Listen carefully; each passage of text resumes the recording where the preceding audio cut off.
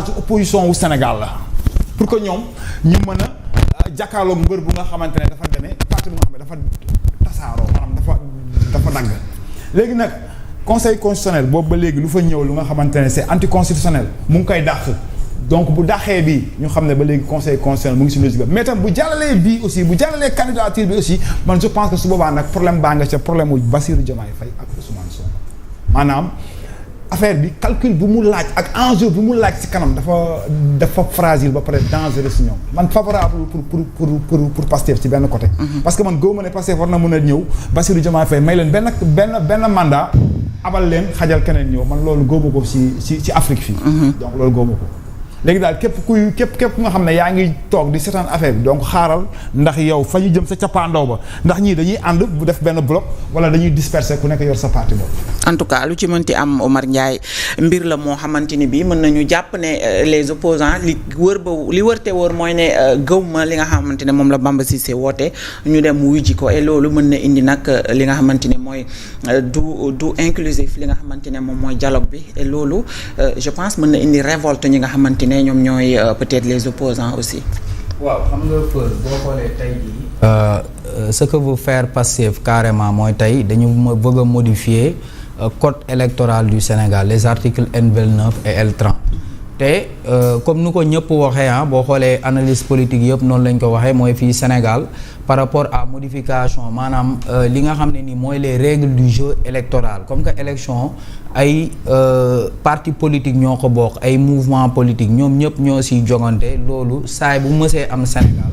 dafa doon loo xam ne nii li ñuy waxtaanee la day doon loo xam ne ni ay acteurs politiques ñoom ñooy toog waxtaanee ko surtout que dañ ne bu fekkee dañu war a def ci ay élections règle communautaire bi au niveau de l'UEMOA dafa ne tey ji bu fekkee dañu war a def ci élection à 6 mois des élections kenn warul changer les règles du jeu sans qu'il y ait consensus donc tey jii nii c'est une tradition démocratique boo xam ne bien établie au Sénégal boo xam ne nii Pastef moo ngi yàq tradition démocratique boobu léegi tey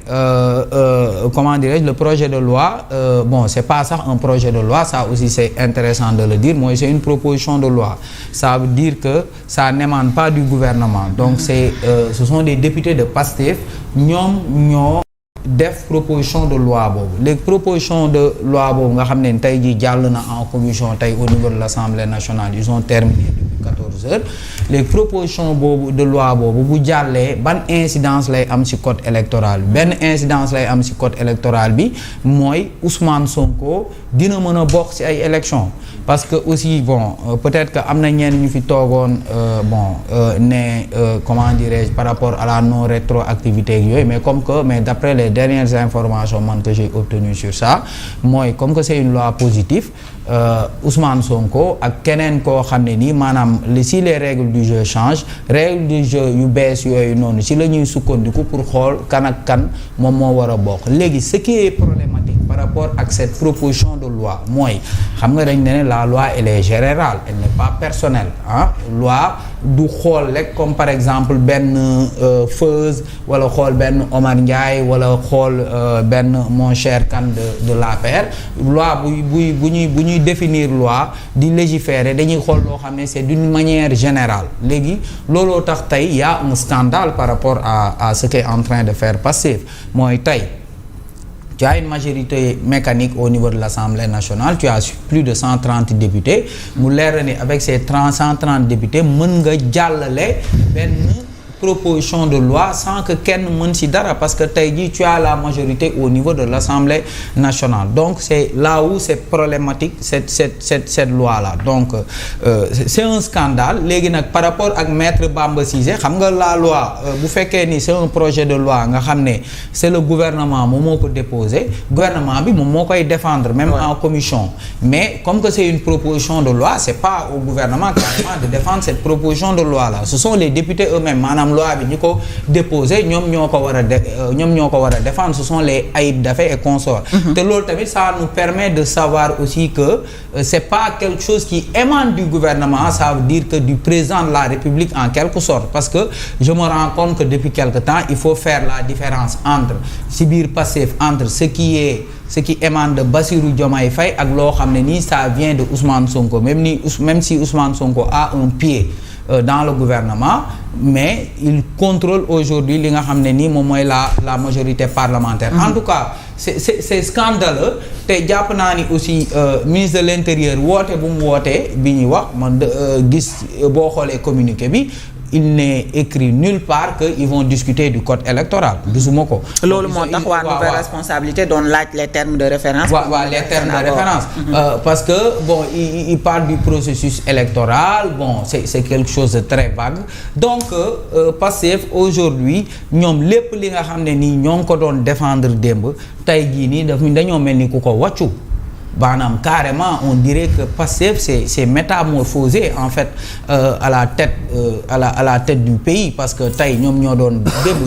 dénoncer une majorité mécanique. Donc tey ji bu fekkee ni ñoom dañu bëgg a utiliser benn majorité mécanique pour passer benn projet de loi benn proposition de loi boo xam ne nii elle est loin d'être consensuelle surtout que lors des assises bañ doon waxtaanee ci wàllum kii.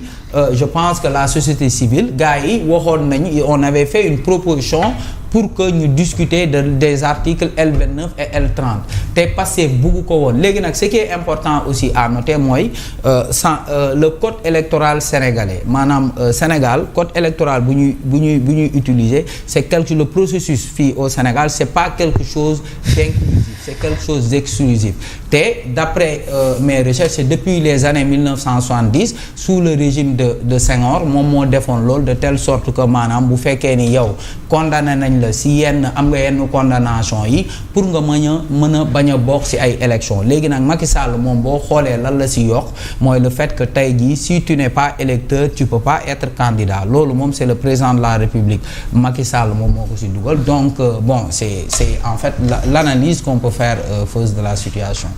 D'accord Omar merci beaucoup alors monsieur Aïdara est-ce que tey genre modification yi mënul am ay njeexintal ci li nga xamante ne peut-être moom mooy la participation des Sénégalais yi nga xam ne bëgg nañu bokk ci ay élections wala confiance bi Sénégalais yi war a am dëgg-dëgg ci organisation élection ci réew mi est-ce que du njeexintal aussi. loolu dana dépendre ci modification bi lan la viser bu dee da nga soppi L29 L30 lan nga teg ci table. loolu il faudra ñu analyser que d'une manière juridique xool aussi la profondeur ci proposition bi nga xamante ne def nga ko te yaakaar naa foofu yegsee guñ ci processus bi. parce que ba bii buñ convoqué dañ ne diagnostic ci processus électoral. processus bi code bi organisation élection yi autorités yi parti politique yi ak mboolem formation politique yooyu yëpp. dafa bokk ci processus bi. mais dafa am mbir boo xamante ne dama koy bamtuwaat tuuti. FDS Force démocratique et sociale du Sénégal li mu gëm comme principe mère mooy la démocratie ma waxaat ko. L'acceptation des différences parce que ñun bi ñu ñëwee dañ ne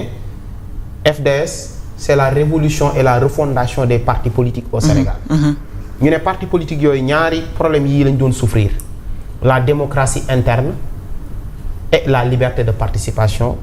face au débat. nekkuñ ay partis de contribution mais dañu nekk ay partis d'opposition parfaite. maanaam je ne suis pas avec le PASTEF lépp lu PASTEF def bon dama koy taper par l'opposition sama yoon nekku si même si c'est technique même si c'est important te en retour du ma proposer dara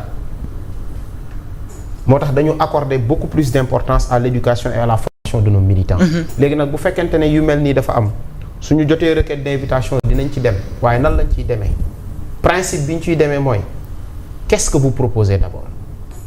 réforme am na ci L29 ak L30 lan nga proposé. am na loo xam ne nag caay-caayu politique la. yooyu ci suuf la duñ ko wax ci kaw. loolu tamit bu ñëwee ci éventuellement bu boobaa dinañ xam nan lañ ci taxawee. incha allah alors Bassel li nga xamante ne tey moom la groupe parlementaire bu PASTEF proposé automatiquement rek Sénégal yëpp dañoo xalaat ni peut-être dañu ko def uniquement pour xàllal yoon le candidat Ousmane Sonko pour mu mën a bokk ci ay élections en 2029 est-ce que ñoom tey jii dinañu mën a am li nga xamante ne moom mooy plus d'arguments pour mën a won Sénégalais yi ne dëgg-dëgg du lii moo am mais peut-être dañ koy def pour Sénégalais yëpp daal di ci jëriñu wala yéni mel. non mais loolu dafa flagrant donc xam nga loi bu demee bay viser benn nit aussi fatkama loi waruñu ko def pour benn nit. donc loi bu nekkente ne pour benn nit la amul sens donc benn nit bi moom moo nekk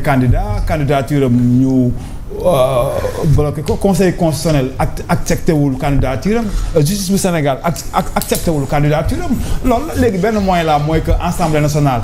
foofu la am majorité donc à partir de assemblée nationale lay jaar pour jéem a valider candidature loolu moo am parce que c'est flagrant affaire bi nekkul affaire bi ñuy chercher midi à 14h bon defuñu ko pour que Barthélémy Dias bokk defuñu ko pour que Karim Wade bokk defuñu ko pour que xam nga affaire am doole wala dara mais dañ ko def pour benn nit c'est ça la réalité am na loo xam ne dafa flagrant donc nekk fii aussi di ko wiiri wala di ko jaari ndaari andi si ay technique ak tactique man